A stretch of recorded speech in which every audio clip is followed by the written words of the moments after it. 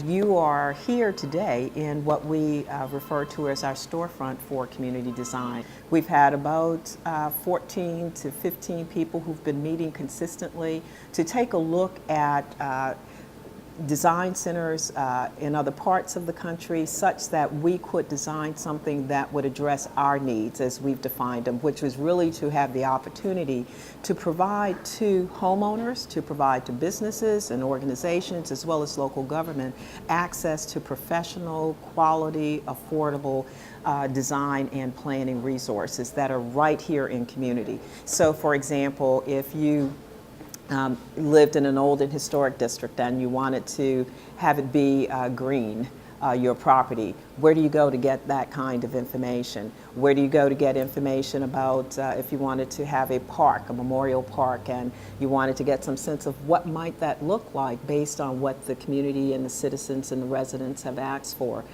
Where do you go in community for that kind of resource that's easily accessible, again, that's very affordable, and that really is willing to invest the kind of time, energy, and effort to have you come away with a design concept. And so the thing that's unique here is that this is a heavily volunteer effort on the part of some extraordinary talents in our city in terms of the architectural firms who've been a part of the planning process over the 2 years, but also a part of the implementation and volunteering in this effort. And I want to make clear first that the idea of the storefront is not to supplant professional design services. Absolutely. We're not replacing professional design services. It's to give access to services to people who normally would not have them or seek them. And for the first hour, it's just free, whatever you want to do. And so the goal is to provide you with an action plan and say, okay, I want to introduce sustainable practices in my renovation project. How might you do that? So work through an action plan. Here's what you want to do. Here's what you want to look at. Here's who you might contact. Here's some kind of numbers you might be looking at, that sort of thing.